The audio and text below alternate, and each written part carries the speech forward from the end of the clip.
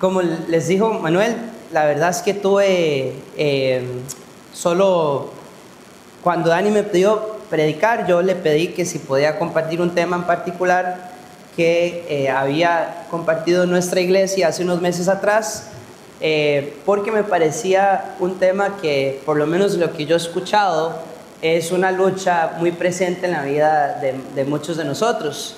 Es un tema que tal vez algunos a la hora de escucharlo puedan decir, tal vez yo no estoy tan mal ahí, pero la verdad y la realidad es que sí, todos necesitamos algo de esto que vamos a hablar hoy, y gracias a Dios que Jesús nos dejó con mucha claridad lo que se trata el trabajar este tema en nuestras vidas. Entonces, en el Evangelio de Lucas, donde vamos a estar estudiando hoy, Jesús quiso dejar muy claro el tema de hoy en sus evangelios, porque no solo es este pasaje, eso es lo interesante de este tema.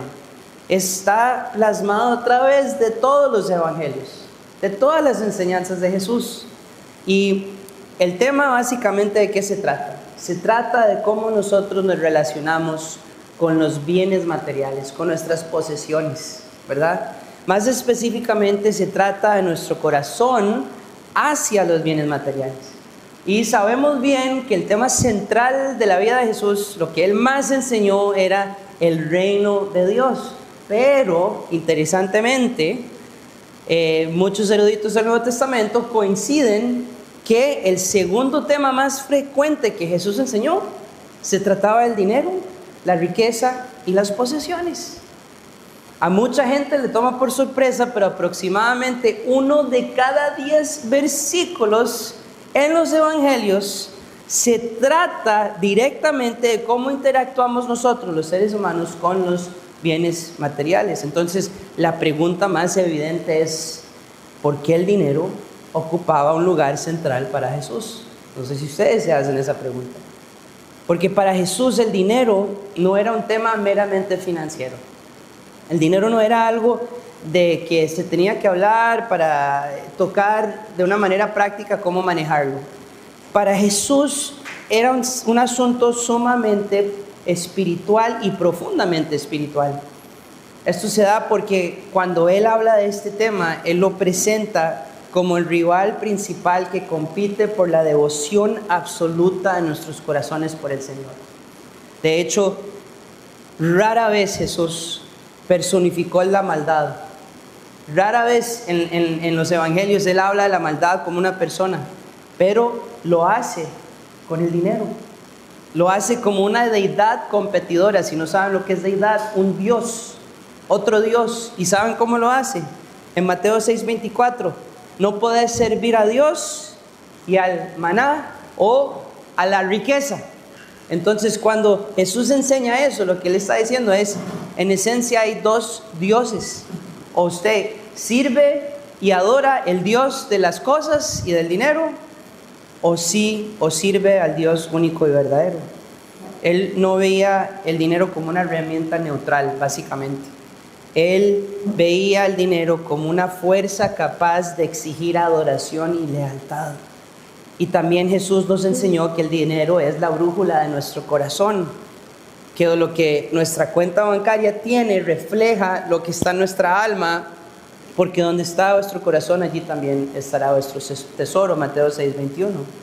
Y sobre todo nos presenta que el dinero constantemente debe ser algo que tenemos que tener muy presente como un gran peligro espiritual.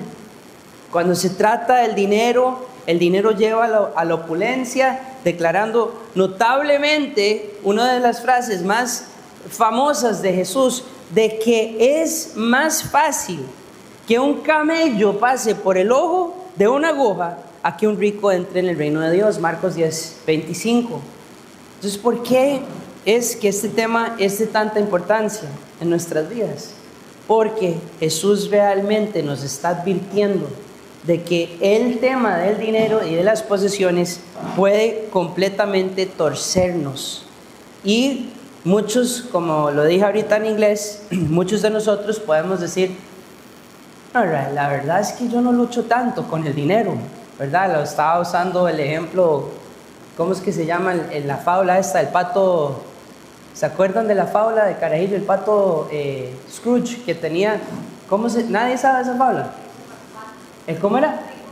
Rico MacPato, el rico MacPato, ¿se acuerdan? Que se tiraba en todo su oro, las monedas de oro, y nadaba en todo su dinero, porque uno cuando piensa en alguien que tiene problemas con dinero, es alguien así, ¿verdad? Que todo su dinero y todas sus posesiones, y el tema es que lo que Jesús está queriendo enseñarnos hoy, es que todos tenemos problemas con el dinero. Si nosotros realmente no estamos conscientes de esto, podemos caer muy fácilmente en la trampa, y por eso debemos buscar la sabiduría que solo Dios nos da a través de su palabra para contraatacar lo que muchas veces el dinero nos quiere robar, nuestra vida plena y abundante en Jesús. Entonces, con eso vamos a entrar al texto, en Lucas 12, sí, ¿verdad? ¿Lo tenemos en la pantalla?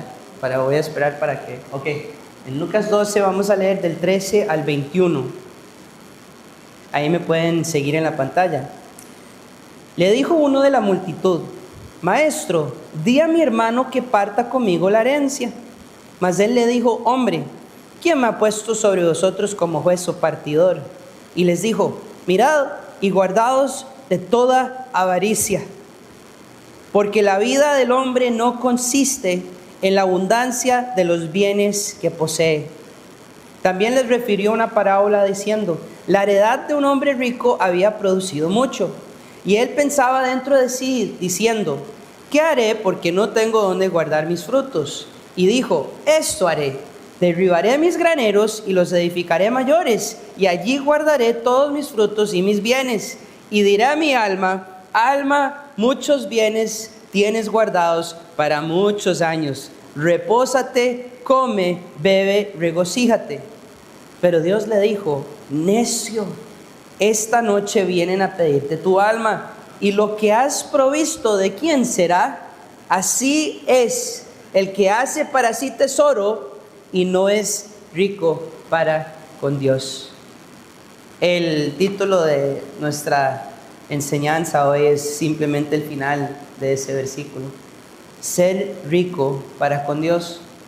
Porque en esencia lo que Jesús está enseñándonos es: de esto se trata la riqueza, de esto se trata la abundancia, las posesiones, todo lo que tenemos. Se trata de que el corazón nuestro tenga un anhelo principal cuando se trata de nuestras cosas, y es que yo quiero ser rico para con Dios. Entonces, empezando por los primeros versículos, vamos a dividir el pasaje en tres partes. Y Jesús, apenas vemos desde el versículo 13 al 15, donde Jesús pasa a hablarle a sus discípulos anteriormente. Ese es el contexto, está hablándoles a ellos directamente, cuando de repente alguien de la multitud le empieza a hablar, y él se deja como de su intimidad con sus discípulos para abordar un tema que él sabe que todos los que están ahí estaban luchando con esto. Quiero que entiendan esto en el contexto sociocultural de la audiencia de Jesús. Voy a explicarles esto para que nadie aquí crea que se puede quitar el tiro. Si usted cree que el dinero no es un problema en su vida, Jesús le estaba enseñando a un grupo de personas este tema que no tenían nada, que lo que es el estándar de vida de ellos era totalmente lo opuesto al estándar de vida nuestro. ¿Quién aquí, cuando tiene hambre, puede ir a comer algo? Levante la mano. Usted tiene hambre y puede ir a comer algo, ¿verdad? Ese no era el caso para los que estaban escuchando a Jesús. ¿Quién aquí tiene más de una mudada de ropa? ¿Verdad? Entonces, esa no era la audiencia de Jesús. Entonces, si usted dice: yo no tengo tantas varas, ¿de qué está hablando? Jesús le está enseñando a esto a gente que no tenía nada, porque Él sabe que esta es una lucha universal de todo ser humano. Y entonces, entendiendo esto, el contexto sociocultural del hombre que le está diciendo: mi herencia la necesito y no sé qué, porque el dinero realmente era un tema que se tenía que enseñar a las multitudes, porque no importa si usted tiene mucho o si usted tiene poco. Esto es algo que está en el corazón de todo ser humano. Entonces, cuando Él empieza a hablar de esto, les da una enseñanza de vida sumamente crucial. La enseñanza que toda historia, que todo cuento y toda película que trata de este tema siempre llega a la misma conclusión. Cuando tu vida consiste de tus bienes te terminan atrapando. Y la triste realidad es que nosotros no somos capaces de percibir esto. Por ende, nuestro Señor nos presenta una advertencia directa, y pongan mucha atención a lo que está en este versículo. Estén sumamente atentos y cuídense de todo tipo de avaricia. Entonces, cuando Él dice todo tipo de avaricia, no es la avaricia del millonario, el billonario que tiene tanto que solo quiere más, y entonces como puede tener más, esa es la avaricia que Él se está refiriendo. Se está refiriendo a todo tipo de avaricia. La avaricia que está escondida en los rincones más oscuros de nuestro corazón, y nosotros no somos capaces de realmente verla. Para serles muy sinceros, cuando me tocó predicar este tema en Casa Vida Tamarindo, hicimos un curso de finanzas basado en un libro que se llama Finanzas Bíblicas de Héctor Salcedo. Se los mega recomiendo. Y en este libro, todo esto que estamos tocando hoy, el autor básicamente enseña que el problema con sus finanzas no es su orden financiero, no es que usted necesita hacer más dinero, no es que usted necesita ser más esforzado, que usted necesita ser mejor con sus negocios, que usted necesita ser ahorrador. Todo el libro ni siquiera toca un modelo de presupuesto, ni siquiera toca ningún ejercicio de manejar su dinero. El libro de manera completa está tocando lo más profundo del corazón nuestro y trata de este tema, de la avaricia. Y cuando nosotros hicimos el curso, que en la historia de nuestra iglesia nunca hemos tenido como 70 personas que se inscribieron al curso, cuando hicimos el curso me llegaban mensajes, la gente se me acercaba, no podían creer los equivocados que estaban y que yo estaba. Obviamente a mí también me impactó, de pensar que uno está bien, porque eso es lo que Satanás quiere, es cegarnos a pensar de que en esa área no se preocupe tanto. El segundo tema más hablado y enseñado de Jesús. Claro que Satanás quiere que no pensemos en eso, que no nos preocupemos tanto por qué es lo que Dios quiere para mi vida financiera. Entonces, el pasaje de hoy es justamente el pasaje central de este libro. Y como por varios meses me tocó enseñar esto, obviamente este tema realmente me ha transformado a mí, y espero que hoy, por lo menos en este mensaje, que es un resumen de todo esto, también les ayude a ustedes. Las personas que ven este tema en sus vidas como la realidad que es una lucha universal, el Señor les está hablando a aquellas personas.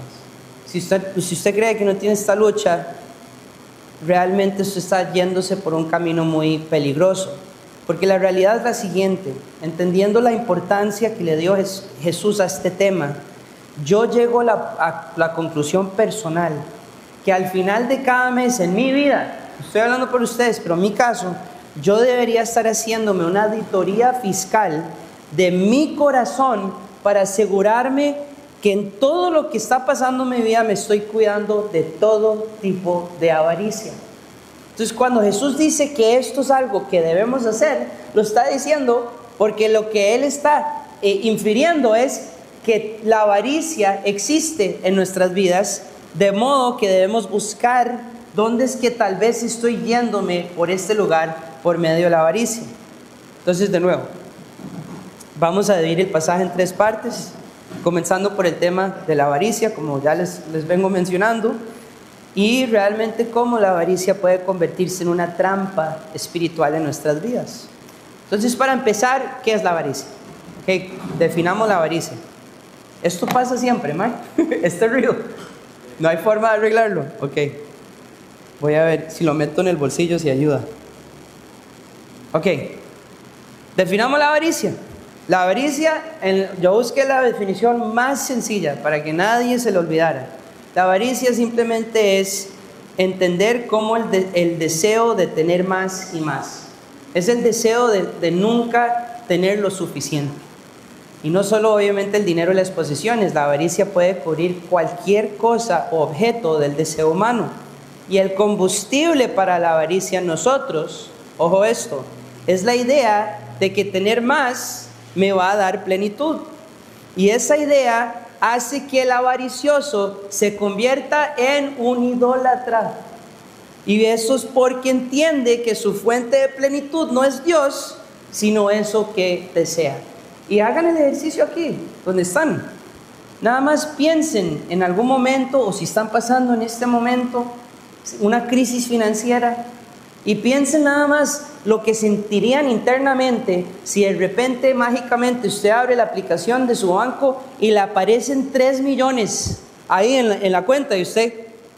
Y de repente ya como que se calma, ¿verdad? Se siente como una calma, como una paz. Ya estoy bien. Gracias Dios, ya tengo lo que necesito. Cuando usted hace ese ejercicio, lo que usted en esencia está revelando es que esa es su fuente de paz. Esa es su fuente de plenitud. Porque aún no teniendo nada, realmente somos capaces en Cristo de estar plenos y de tener paz. Pero si nuestra fuente de plenitud no es Dios, ojo lo que Colosenses 3:5 nos dice. Porque entramos en este tema de la idolatría. Por tanto, consideren los miembros de su cuerpo terrenal como muertos a la fornicación, a la impureza, las pasiones, los malos deseos y la avaricia, que es idolatría. Estaba hablando ahorita temprano en el servicio de inglés que la idolatría para nosotros es ir a ver a estas estatuas de Vishnu, aquí en Nosara, donde todos llegan a hacer su yoga y lo demás. Eso es un ídolo de otro dios, ¿verdad? Pagano. Y la gente dice, no, eso es idolatría, ir a sentarme a adorar a otro dios. Pero Jesús de nuevo nos está diciendo, la avaricia, las posesiones y el dinero es otro dios. El problema es que nosotros aceptamos de una manera indirecta adorar esas cosas y no pensar, estoy siendo un idólatra. El mundo nos presenta la avaricia de varias formas. Primero, está la idea de que entre más tengo, más importante soy. Pero Jesús nos enseña que la vida no consiste en sus bienes. Porque usted puede tener poco y tener vida, pero también puede tener mucho y no tener vida, ¿verdad? El 10º mandamiento, por ejemplo, nos enseña en Éxodo 20:17. ¿Alguien, solo por curiosidad, saben lo que dice el 10º mandamiento? No, ¿verdad? Eso está difícil, memorizarse. ¿Cómo? ¡Ay, casi! No codiciarás. Es lo que dice el 10º mandamiento. No crean, a mí me cuesta. Yo trato de enseñarles los 10. De hecho, lo tenemos en la refri de la cocina para enseñarles a los chiquitos. Y a mí siempre se me olvida. El 10º mandamiento, no codiciarás. En otras palabras, no desearás más y más y más. Pero, interesantemente, este mandamiento es el que más se quebranta en la vida común de las personas. Es algo muy normal quebrantar este mandamiento. El autor J.R. Miller lo dice lo siguiente, y es una triste realidad como lo explica él. Cristo dijo mucho acerca del peligro de las riquezas, pongan atención a esto, pero no hay demasiadas personas que le tengan miedo a las riquezas. La codicia no es considerada en la práctica como un pecado en nuestros tiempos. Si alguien quebranta el 6º o el 7º mandamiento, no matarás y no cometerás adulterio, es marcado como un criminal y queda cubierto de oprobio. Pero puede quebrantar el 10º, no codiciarás, y está simplemente haciendo sus negocios. Muchachos, hay que buscar más. El año entrante vamos con un aumento de rendimiento de esto. Hay que ver cómo hacemos. Esto no podemos quedarnos acá estancados, ¿verdad? La típica, estamos estancados, no hay crecimiento. Porque siempre hay que buscar más y más y más, o si no, usted no es considerado como alguien exitoso. La avaricia es simple y sencillamente una trampa. En la parábola del sembrador, ojo esto es lo que Jesús enseña de la avaricia en esa parábola. Él habla de la semilla que cae entre espinos, y en su explicación que él le hace de la parábola a sus discípulos, dice que esos espinos representan las preocupaciones del mundo y el engaño de las riquezas. Mateo 13:22. Entonces, cuando leemos eso, ¿a qué se refiere Jesús cuando habla de engaño de las riquezas? Por ejemplo, yo cuando veo eso, lo que deberíamos hacer es plantearnos la pregunta: si la riqueza fuera una persona y diera un discurso, ¿qué creemos que nos diría la riqueza? Probablemente sería algo así, pongan atención. ¿Cómo nos hablaría la riqueza? Yo soy tu seguridad. Si me tienes, no tendrás que temer al futuro, ni a la escasez, ni a las enfermedades. Yo te puedo proteger, yo te puedo dar valor. Tu importancia como persona no depende de quién eres, sino de cuánto de mí posees. Dime cuánto tienes en el banco y yo te diré cuánto vales. Yo soy tu felicidad. El placer, los viajes, la comodidad y la satisfacción en esta vida te las doy yo. Búscame a mí antes que cualquier otra cosa. Yo soy tu libertad. Si me tienes, no tendrás que rendirle cuentas a nadie. Podrás hacer lo que quieras, cuando quieras y como quieras. Así es que hablaría la riqueza si fuera una persona. Y lo triste es que nosotros todos nos tragamos el cuento. ¿Me explico? El ejemplo de que estoy en una crisis financiera y solo necesito 3 millones en la cuenta para sentirme mejor, es la riqueza hablándole a uno. Este es el engaño de la riqueza a la que se refiere Jesús. Yo te puedo traer paz. ¿Estás preocupado porque estás en una crisis financiera? Yo te voy a traer la paz. Solo piensa en mí. Solo dedícate a ganar más de mí y yo te voy a traer todo lo que necesitas. En Mateo 6:33 hay un versículo que concluye el Sermón del Monte. ¿Alguien sabe cómo concluye el Sermón del Monte? ¿Alguien se acuerda? Mas, primeramente, busquen al reino de Dios y su justicia.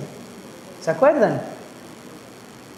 Y si hacen esto, todo lo que se preocupan de su crisis financiera, de su comida, de lo que se van a poner, de lo que van a comer, todo eso el Señor lo va a cubrir. El Señor se va a encargar. Entonces vean lo inverso. Vean cómo todos nosotros, y yo me incluyo, aquí nadie está jugando de santito. Yo estoy en el mismo barco que ustedes.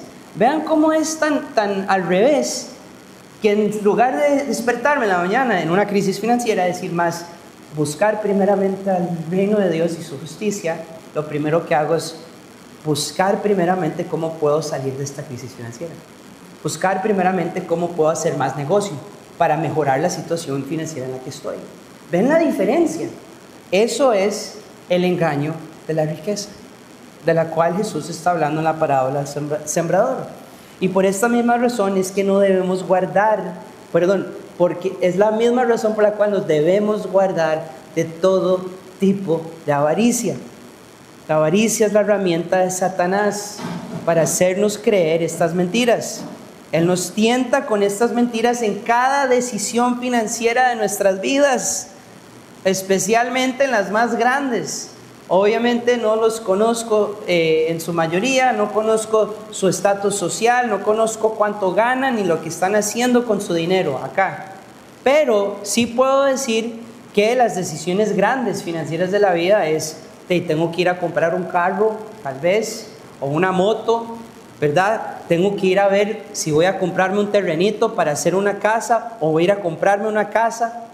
Y de repente nos encontramos en situaciones con estas decisiones financieras donde nos dejamos llevar por lo que el mundo nos está queriendo hacer tragar, como esa mentira de Satanás, para tomar las decisiones con avaricia, caer en la trampa de la avaricia. En la mañana compartí un ejemplo de mi familia.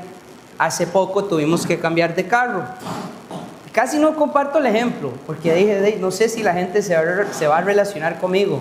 Y al final del servicio un muchacho se me acercó y me dijo, mae, me acaba de pasar lo mismo esta semana.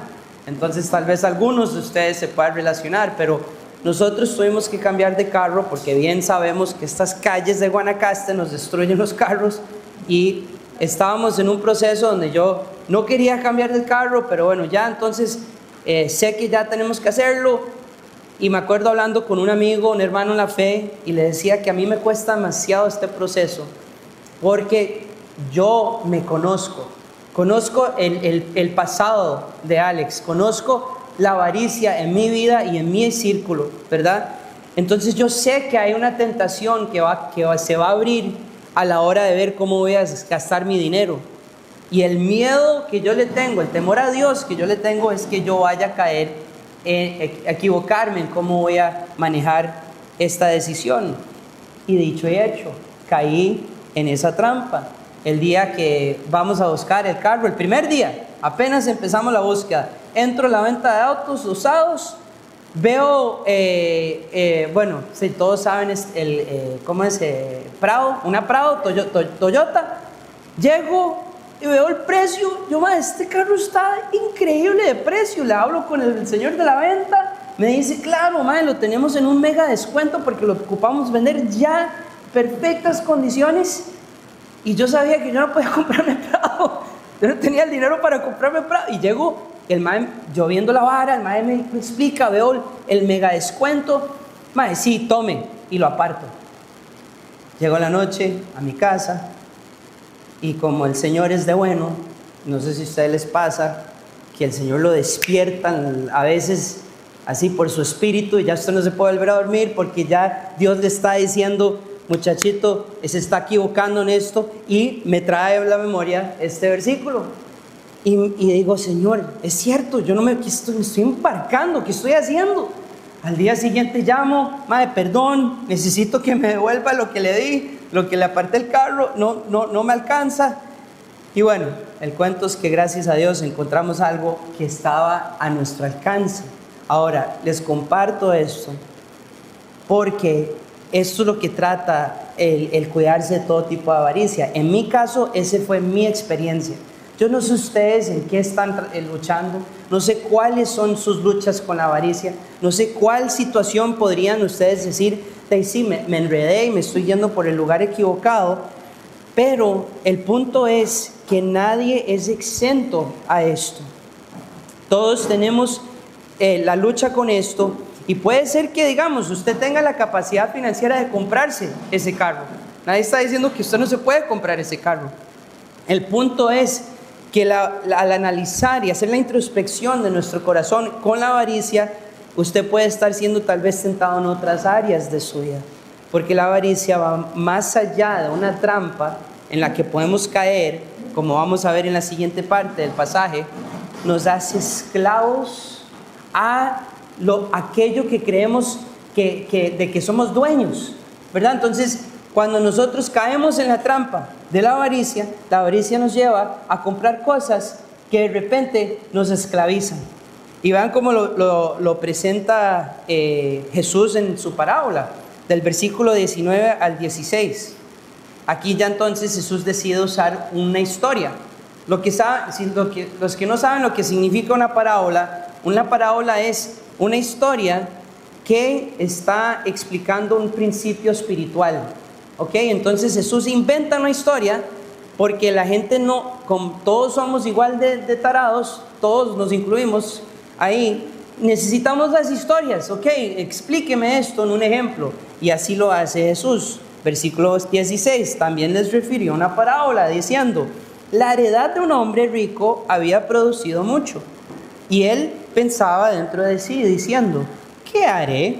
Porque no tengo dónde guardar mis frutos. Y dijo, esto haré, derribaré mis graneros y los edificaré mayores, y allí guardaré todos mis frutos y mis bienes, y diré a mi alma, alma, muchos bienes tienes guardados para muchos años, repósate, come, bebe y regocíjate. Me acuerdo la primera vez que enseñé este mensaje, que estaba pensando en que la meta de muchas personas en la vida es llegar aquí. Es que quiero llegar a cierta edad y poder retirarme, quiero que mis negocios estén bien, quiero que pueda tener paz y tranquilidad. Y vean cuando lo explica, o sea, una persona, y todos, tal vez, algunos, no sé todos, pero uno puede caer en ese razonamiento y pensar, lo que es la meta ya de los últimos años de su vida es que usted haya hecho todo para que pueda estar cómodo, para que usted pueda decir, puedo reposarme, para que usted pueda decir, puedo comer y beber lo que quiera y puedo simplemente estar relajado. Y la realidad es lo que está diciendo este señor en esta parábola, es que esa es la mentira de Satanás, porque Jesús enseña a través de esta parábola un principio espiritual de nuestras posesiones, y se trata de que entre más acumulamos la riqueza, menos ricos somos para con Dios. Ese es el contraste. Entre más usted está preocupado por acumular, menos usted va a estar realmente en la riqueza espiritual. ¿Ok?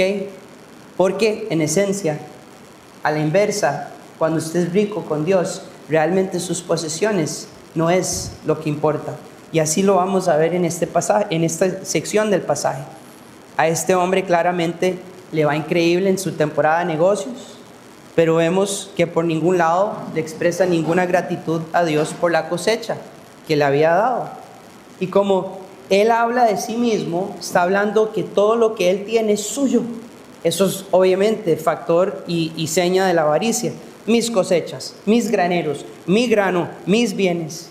El hombre se sentía dueño de todo y por lo tanto no le agradece a Dios por nada.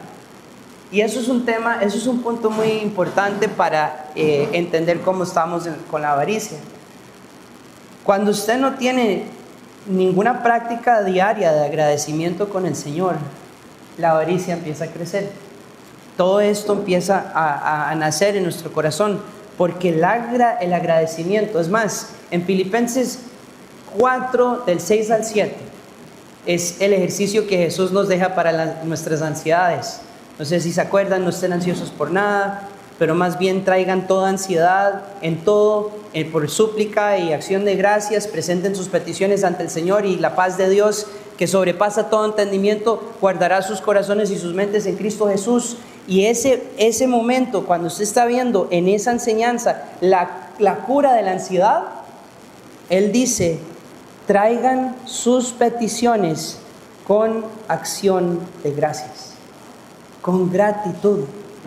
Obviamente este señor, cero gratitud. Pero si nosotros empezamos a agradecerle al Señor por todo, por lo más mínimo que tenemos, de repente empezamos a sentirnos completos. Porque lo que Él traiga, bien, si nos trae más, pero gracias por lo que tengo, Señor. Gracias por esto que me has dado. Y eso empieza a crear en nosotros un corazón que agrada al Señor. Obviamente para este individuo en la parábola no se veía él como el receptor del favor de Dios, y mucho menos, como lo más importante, como mayordomo. Eso es lo que la Biblia nos enseña que somos, y lo vamos a ver más adelante en profundidad, pero no se ve como mayordomo, se enorgullece de su propio éxito. No le interesa compartirlo con nadie, ni siquiera piensa, tengo tanto que se lo puedo dejar en herencia a mis hijos. No habla de nada de eso. Este tipo de persona es la que vive en el mundo de los que si tan solo tuviera X cosas, si tan solo tuviera más dinero, mejor trabajo, una casa más grande, etcétera, póngale nombre a eso, es alguien que está descontento y piensa que la vida está en las cosas que posee. A menudo piensa que eso que le falta va a cambiar cómo se siente. De nuevo, sigan regresando al ejemplo que les doy de su cuenta bancaria, y usted no tiene y de repente tiene y ya se siente mejor. La verdadera bendición viene cuando entendemos que es posible no tener nada, absolutamente nada, y estar completamente plenos en Cristo. Teniendo a Cristo como nuestro máximo tesoro, nos permite cantar con toda confianza las palabras de una canción que a mí me gusta mucho, tal vez algunos la han escuchado. Si lo pierdo todo, pero tengo a Cristo, yo sé que tengo todo lo que necesito. ¿Alguien ha escuchado esa canción? Qué buena, ¿verdad?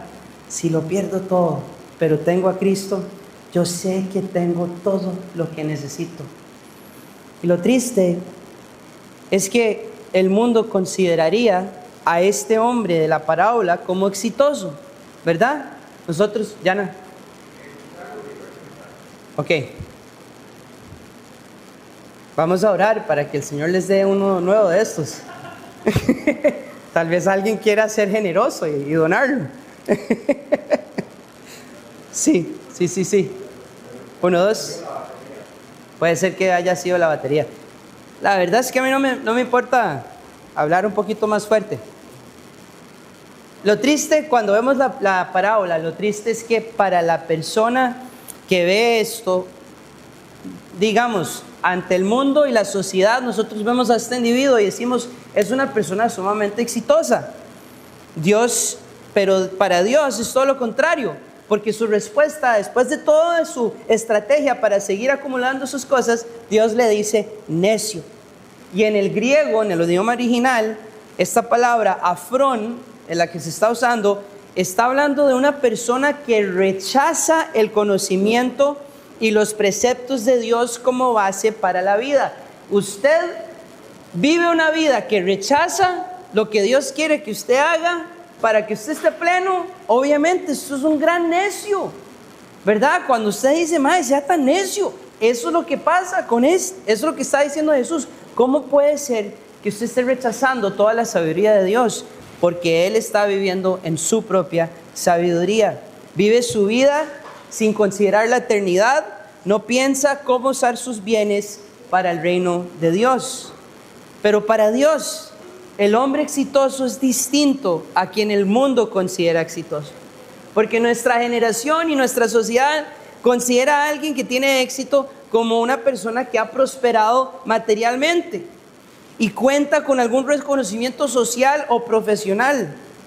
Esto se da porque nosotros mismos, todos los que estamos acá, le damos más valor a las personas que tienen riqueza material. Por ejemplo, nada más hagamos el ejercicio. Usted llega a una reunión y tal vez está su amistad, saluda a su amistad y la amistad le dice, vea, fulanito, este señor que está aquí conmigo, es el neurólogo más exitoso, no sé qué, no sé cuánto. O llega la otra y le dice, este señor es el dueño de la Coca-Cola, el gerente general. Y de repente, solo internamente, usted ve a la persona como si tuviera un poquito más de valor. Porque el éxito que han alcanzado, la sociedad le atribuye a ese éxito que esa persona merece estar aquí. Y yo no puedo estar ahí. Porque me comparan a mí objetivamente y yo no estoy ahí donde está esa persona. Entonces el problema con esto es que el hombre de la parábola se le atribuye el éxito porque la sociedad siente y cree que esos son los criterios bajo el cual debemos medir el éxito de la persona. Si usted le da más importancia a personas con riqueza, subconscientemente usted va a desear tal vez algún día tener ese mismo respeto en la sociedad. Tal vez usted internamente, aunque no lo crea, quiere de alguna manera lograr llegar ahí, a ese éxito financiero. Pero ojo cómo dice Dios, o cómo habla Dios acerca del éxito. Muchos se saben este versículo, Salmo 1, del 1 al 2. Cuán bienaventurado es el hombre que no anda en el consejo de los impíos, y se detiene en el camino de los pecadores, y se sienta en la silla de los escarnecedores, sino que en la ley del Señor está su deleite, y en su ley medita de día y de noche. Dios llama al exitoso, aquella persona bienaventurada. ¡Cuán bienaventurado! A esto es lo que se refiere Dios, y es la persona que medita en el Señor, que anhela al Señor sobre todas las cosas en su vida.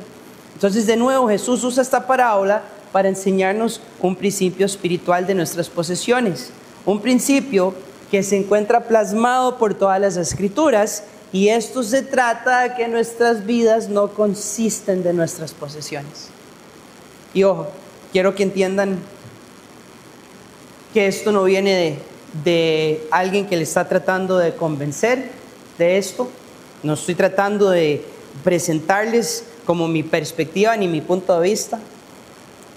Si usted quisiera tal vez estudiar todo el resto de su vida acerca de las finanzas, acerca del éxito financiero y lo que sea, nunca va a encontrar lo que solo una persona ha podido experimentar para poder realmente hablar con criterio acerca de este tema. Porque después de Jesús, el ser humano a quien se le dio más sabiduría que cualquier otro fue al rey Salomón. Y con esa sabiduría, si ustedes no han estudiado la vida del rey Salomón, estúdienlo. Primera de Reyes. Es increíble. Porque a través del rey Salomón, ¿saben lo que pasó? Todos saben que Dios saca a Israel de Egipto, ¿verdad? Y saben la historia del Éxodo, ¿verdad? Y saben cuál es la promesa que le da Dios a Moisés, ¿se acuerdan? Que hay y a Abraham, empezando desde ahí, que hay una tierra prometida y Él los va a llevar a la tierra prometida. Adivinen quién llegó a cumplir esa promesa. El rey Salomón. Cuando él construye el templo, cuando Israel ya está en la tierra, por su sabiduría, su entendimiento financiero, de negocios, de todo lo que él arma, empieza y crea un imperio de Israel perfecto. Y dice, cuando esto sucede, dice que ya Israel pudo descansar en la promesa que Dios les había hecho en la tierra prometida. Todos tenían lo suficiente, todos vivían en abundancia, todos vivían en prosperidad. Entonces de ahí viene este señor y escribe Proverbios, escribe Eclesiastés, escribe Cantar de Cantares. Y en Eclesiastés 5:10 dice lo siguiente: habiendo alcanzado el pináculo de la riqueza que usted puede acumular en esta vida. Y dice, el que ama el dinero no se saciará de dinero, y el que ama la abundancia no se saciará de ganancias. También esto es vanidad. Entonces, si usted quiere creerle al maecillo que usted ve en las redes, o el video de tips financieros para hacerse millonario, y usted se quiere tragar ese cuento, escuche lo que dice Salomón. Yo llegué a tenerlo todo más que cualquier otro, y nadie va a llegar a tener lo que yo tuve. Y todo esto es vanidad. No importa. Y Pablo expone que el deseo de enriquecerse es tóxico. En 1:6-9, pero los que quieren enriquecerse caen en tentación y lazo, en muchos deseos necios y dañosos que hunden a los hombres en la ruina y en la perdición. Este deseo por acumular más y más arruina familias, arruina negocios, nos quita la salud mental, y es justamente la razón por la cual acumular nuestras posesiones nos hace esclavos de una vida sin gozo ni paz. Y esto es lo más lindo de todo. Les estoy pintando toda la película mala, ¿verdad? No sé si ustedes sienten el peso de esto. Porque si bien es cierto que entendemos que esto es lo que hace la avaricia, esto es lo que hace acumular los bienes, el deseo de las riquezas y las posesiones materiales se elimina de la vida cristiana conforme crecemos en una sola práctica espiritual, y todo esto de repente se desvanece, todo desaparece, y es el principio espiritual que se conoce como el contentamiento. Y en Filipenses 4:12, cuando Pablo enseña este principio, él está hablando de su experiencia y él está llegando a esta gran conclusión y dice: no que hable porque yo tenga escasez, pues he aprendido a contentarme cualquiera que sea mi situación. Sé vivir en pobreza y sé vivir en prosperidad. En todo y por todo he aprendido el secreto tanto de estar saciado como de tener hambre, de tener abundancia como de sufrir necesidad. pues he aprendido a contentarme. He aprendido. Y eso implica que nosotros tenemos que practicar el contentamiento. Aquí nadie simplemente le nace el contentamiento. Tenemos que llegar y decir, yo tengo el dinero para comprar esto. Yo lo tengo, pero no lo necesito comprar, porque lo que tengo, con esto estoy bien. Yo tengo el dinero para llegar a hacer esto, pero no es necesario todo lo que va a causar en mi vida llegar ahí, porque aquí donde estoy contento. Ahora, no me malentiendan, no me malinterpreten. No estoy diciendo que la ambición en nuestras vidas sea pecado, de ninguna manera. Lo que estoy diciendo es cuando la ambición viene del deseo de enriquecerse, del deseo de más y más y más. Por eso el contentamiento nos da un fundamento tan grande que nadie me puede venir a mí a cuentear de nada. Nadie me puede venir a mí a convencer de nada, porque yo no necesito lo que usted me está ofreciendo, porque estoy pleno en Cristo, porque lo tengo todo en Él, y a mí nada me va a mover de aquí. Y esa es la belleza y el poder del contentamiento. Hay muchos, como lo dice Pablo, y ojo esto, hay muchos que sabemos vivir en pobreza, pero este es el problema, que no hemos aprendido a vivir en abundancia. Y por eso cuando hablo de la ambición y aprender a contentarnos, la ambición tiene que venir con otra práctica, y es aprender a vivir en abundancia. Así lo dice Pablo, porque con más frecuencia los cristianos deshonran su profesión en la prosperidad que en la adversidad. Ojo como lo dice Charles Spurgeon. Es algo peligroso ser próspero. El crisol de la adversidad es una prueba menos severa para el cristiano que el horno refinador de la prosperidad. Oh, cuánta sequedad del alma y cuánta negligencia de las cosas espirituales han sido provocadas precisamente por las misericordias y bendiciones de Dios. Ahí está la respuesta a la que usted siempre se hace. Señor, ¿por qué no me has respondido a esta oración? ¿Por qué no me has dado esto que tanto te estoy pidiendo? Porque Dios sabe que al soltar esa bendición, usted puede caer en este error. Usted no está preparado. Pero entonces la persona dice, vea el razonamiento interno en nosotros. La persona dice, Señor, pero es que te estoy pidiendo por esto. Y el Señor no lo está soltando porque usted no tiene ningún deseo de aprender a vivir en esa abundancia. De aprender a guardar su corazón de todo tipo de avaricia. De aprender a decir, lo último que yo quiero es llegar acá y desviarme del Señor. Y entre más trabajamos en eso y excavamos y dejamos que el Espíritu nos transforme, ya entonces Él puede abrir esa puerta. Porque mi anhelo es honrar a Dios, no lo que Él me pueda dar. Y ojo, para mí, al entender esto, realmente nos presenta un reto. Porque Pablo dice que cuando él tenía mucho, él sabía cómo usarlo. La pregunta es, cuando nosotros pedimos al Señor por prosperidad económica, ¿sabemos qué vamos a hacer con eso? Como lo dice Santiago, no tienen, porque no piden, pero cuando piden por todos sus egoísmos, por todas las cosas que ustedes quieren gastar con ese dinero, en lugar de saber cómo, Señor, tengo que usar esto que te estoy pidiendo. La gracia abundante le permitió soportar una prosperidad abundante a Pablo. Y ojo como lo dice este autor, se necesita más habilidad humana para llevar la copa rebosante del gozo terrenal con mano firme.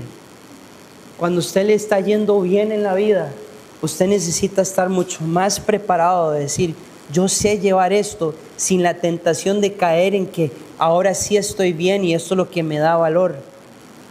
Pablo había aprendido esa habilidad porque él enseña que él había aprendido en todo el secreto tanto de estar saciado como de tener hambre, de vivir en abundancia como en escasez. Y es una lección divina estar saciado, porque los israelitas, igual de nuevo en ese camino a la tierra prometida, ¿qué pasaba constantemente? ¿Por qué se extendía tanto? ¿Por qué tuvieron que vivir tantos años de sufrimiento y de prueba? Porque constantemente cuando Dios les derramaba bendición, gracias Señor, y le daban la espalda y se olvidaban. Constantemente este era el patrón, y el patrón de ellos es el patrón nuestro, porque es el corazón humano. Cuando tenemos mucho de la misericordia providencial de Dios, a menudo sucede que tenemos poco de la gracia de Dios, porque tenemos poca gratitud por las bendiciones recibidas. Estamos saciados y olvidamos a Dios, satisfechos con la tierra y que nos conformamos con prescindir del cielo. Y una de las cosas que podemos estar seguros es que es más difícil saber estar saciado que saber tener hambre, porque la inclinación de nuestro corazón es siempre olvidarnos de Dios. Por eso debemos cuidar de pedir en nuestras oraciones que Dios nos enseñe a vivir en abundancia, que nuestro valor esté en Cristo, que nuestra identidad esté en Cristo, y si queremos que alguien nos respete y nos tenga en alta estima, debería ser por lo humilde y mansos y parecidos que somos a Cristo, no por la acumulación de nuestras posesiones. Esa es la gran diferencia en este tema que Jesús está enseñando. Entonces, si vemos que la avaricia es una trampa que nos lleva a querer más y más posesiones, que luego esas posesiones nos esclavizan, porque cuando usted tiene todo lo que tiene, tiene que estar pensando constantemente cómo cuidarlo, qué va a hacer y cómo le va. Entonces nos esclaviza. De repente al final del pasaje Jesús nos dice, bueno, ¿cómo podemos salir de esta esclavitud? Versículos 20 al 21. Pero Dios le dijo, necio, esta noche vienen a pedirte tu alma, y lo que has provisto, ¿de quién será? Así es el que hace para sí tesoro y no es rico para con Dios. Entonces, el error fundamental del individuo de la parábola, ¿cuál es? Este es el error nuestro. Lo que a él le pasó, todos acá lo tenemos igual. Él se creyó dueño de sus bienes. Si aquí alguien cree que es dueño de algo que tiene, les vengo a darles el balde de agua fría y la realidad para que entiendan que según Salmo 24:1 dice, del Señor es la tierra y todo lo que hay en ella, el mundo y los que en él habitan. Deuteronomio 8:18 nos enseña, si a usted se le olvidó que Dios es dueño de todo, pero tal vez usted puede decir, bueno, sí, Dios es dueño de todo, pero yo también me he esforzado y no sé qué. Tal vez se le olvidó lo que dice Deuteronomio 8:18, porque de Dios procede la capacidad que nosotros tenemos para hacer riqueza. Pero acuérdate del Señor tu Dios, porque Él es el que te da poder para hacer riquezas. Entonces, ni siquiera nosotros podemos atribuir algún esfuerzo y algo nuestro y decir, no, pero es que esto sí es mío, porque esto llevo años dándole y esto lo merezco y esto no lo voy a soltar al Señor. Todo es del Señor, hasta la habilidad que tenemos de poder alcanzar, comprar algo. Entonces, si esto es cierto, la pregunta es, ¿de qué en realidad somos dueños? Y la conclusión es que nadie realmente tiene nada. Es decir, ninguno de nosotros tiene la titularidad de nada, y en última instancia, en lo que podemos considerar como la propiedad cósmica del universo, de todas las cosas, todo le pertenece a Dios. No somos los dueños de nada, no somos los dueños de nada, no somos los dueños de nada, no somos los dueños de nada. Lo repito para que todos podamos salir entendiendo esto. Porque existe un dicho muy popular que dice, las cosas de que usted se cree dueño, realmente son dueños de usted. Usted trabaja para su alquiler, para pagar el mantenimiento de su carro, para pagar el alquiler de su casa o el financiamiento de su casa, etcétera, etcétera, etcétera. Todo lo que tenemos en eso, ni siquiera ahí, o sea, estamos hablando en un término ya práctico. Eso quiere decir que nuestras cosas, de hecho, se adueñan de nosotros. Pero entonces vayamos al nivel espiritual. Dios está diciendo, ni siquiera por la realidad práctica, que usted trabaja para mantener todas estas cosas. La realidad es que todo lo que usted tiene proviene de mí. Y al lograr desarrollar un entendimiento espiritual de nuestras posesiones, nos permite dejar que nuestras posesiones ya no nos controlen. En otras palabras, somos liberados de la esclavitud que causa una vida que consiste de sus bienes. Porque el punto es el siguiente, como se los había mencionado anteriormente. Bíblicamente hablando, no somos dueños de nada. Bíblicamente hablando, somos simples mayordomos. Eso es lo que la Biblia enseña.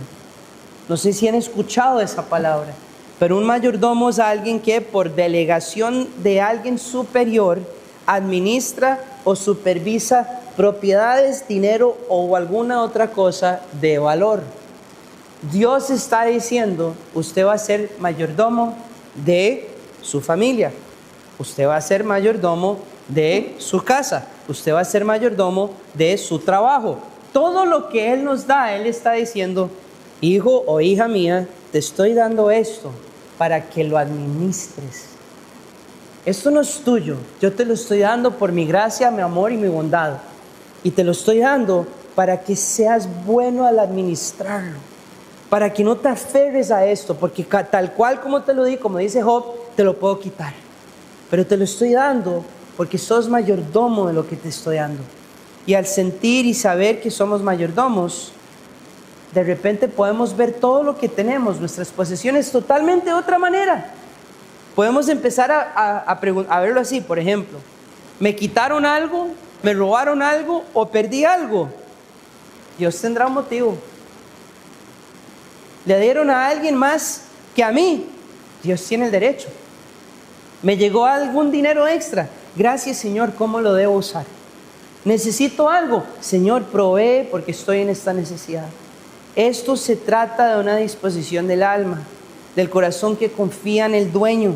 Es muy diferente al tipo de actitud interna que vemos en la sociedad materialista en la que vivimos.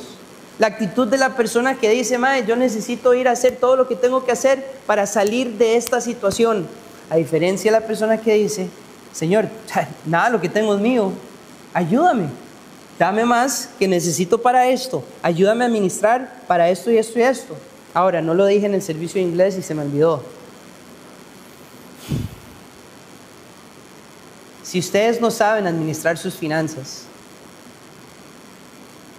sean humildes y pidan ayuda. Porque muchas veces, por lo menos lo que yo he visto en mi vida y en la vida de muchos, nuestros problemas financieros no vienen por una falta de ingresos, viene por una falta de orden. Se los aseguro, viene por una falta de orden. Y Dios es un Dios de orden. Y Él nos pide también ser buenos mayordomos. Eso implica que yo administro, soy un buen administrador. Me entró esto y sé cómo distribuirlo. Sé que esto va para acá, esto va para acá, esto va para acá.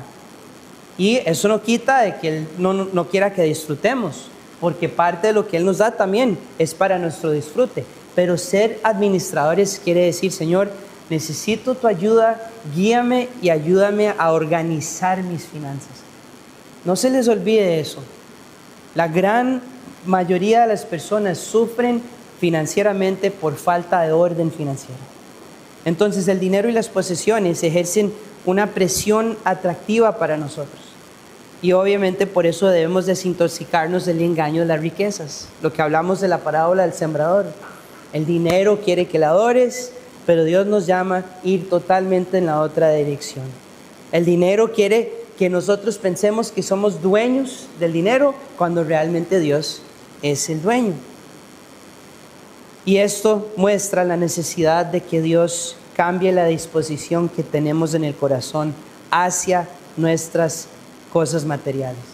Ese cambio tiene que ver con nuestra capacidad de crecer en generosidad. Y aquí es donde cerramos el estudio. Porque se acuerdan que les dije, saber cómo ser ricos para con Dios. No ricos para con la sociedad en la que vivo, ricos con mis vecinos, con mis padres, que necesito llegar a demostrarles que soy muy exitoso, ser ricos para con Dios. Y Dios nos enseña que para ser rico con Él, solo nace de un corazón generoso. Solo nace la generosidad. Y la generosidad de repente empieza a sanarnos de la avaricia, que nos lleva a querer acumular posesiones, porque la generosidad, estoy pensando antes que lo que yo quiero, ¿cómo puedo usar esto para el Señor? ¿Cómo puedo usar esto para su reino? Eso no quiere decir que lo den toda la iglesia, ¿verdad? Me acuerdo enseñando esto en nuestra iglesia, les había explicado que en mi caso personal, yo tomo, en esa administración, me entra el dinero y hay un rubro, y este es el 10%. Y yo digo, Señor, el 10% es para ti. Yo voy a usar esto para usarlo para tu reino. Y de ese rubro, yo lo que hago es, el 10% divido un porcentaje para la iglesia, un porcentaje para misiones y cosas que el Señor me está llamando a apoyar, y siempre dejo un porcentaje para generosidad. Porque, ¿cuántos les ha pasado que les escuchan de una necesidad y usted llega y dice, pero es que no tengo para pagar el alquiler y esta persona necesita y no puedo ayudarles? Pero si usted es ordenado y deja esa porción, no hay nada más increíble que el Señor le pase, que su camino se encuentre con otra persona, que usted pueda decir, sí, en el instante tengo para ayudar. Quiero ayudar porque mi generosidad, estoy listo y preparado para ser generoso. Esa es la manera que el Señor pide de la generosidad, porque en 2 Corintios 9:7 lo dice así, que cada uno dé como propuso en su corazón, no como el pastorcillo loco que está gritando y haciéndole promesas que usted va a tener todo el dinero del mundo si le da a la iglesia. Como propuso en su corazón, no de mala gana ni por obligación. Que alguien me diga, es que mira como que triste, no quiere ayudar. No, porque Dios ve esa manera que usted dio y no la agrada. Porque al final de este versículo dice, porque Dios ama al que da con alegría. Su generosidad tiene que venir completamente ligada y vinculada a su alegría. Que cuando usted dé, usted esté tan feliz, preparado y listo para dar. Esa es la generosidad bíblica. Ser rico para con Dios se trata de poner nuestra mirada en Él y no nuestras riquezas. Se trata de convertirnos en aquellas personas que habla Pablo a Timoteo en 1 Timoteo 6:8. Enséñales que hagan bien y que sean ricos en buenas obras, generosos y prontos a compartir. Entonces, al lograr vivir de esta manera, la generosidad nos libera de la trampa de la avaricia. Y ese es el punto, y con esto concluyo. El punto es que al final de todo, nosotros vemos en lo que está enseñando Jesús, que realmente lo que nosotros tenemos en esta vida no tiene ningún valor. Y les contaba también en el servicio de inglés, tal vez algunos acá en el servicio español, Dani les compartió hace unos meses atrás, al otro pastor de Casa Vida, Pano, su hijo estuvo en una situación crítica de vida o muerte, estaba hospitalizado. Y me acuerdo al estar orando por ellos, estábamos justamente en este pasaje, y lo único que yo podía pensar es que cuando hay una prueba de vida o muerte, realmente podemos entender las palabras de Jesús. La vida no consiste en la abundancia de mis bienes. Porque para aquellos de nosotros que somos padres y tenemos hijos, yo puedo decir de mi parte que yo quedo en la calle. Yo duermo debajo de un árbol. Si es que tengo que vender todo lo que tengo para salvarle la vida a mi hijo de alguna enfermedad. Entonces, en esta situación ya uno dice, cuando uno se confronta con las cosas que realmente importan, cuando uno está cerca a la muerte, nos damos cuenta que la vida no consiste de las cosas que tenemos.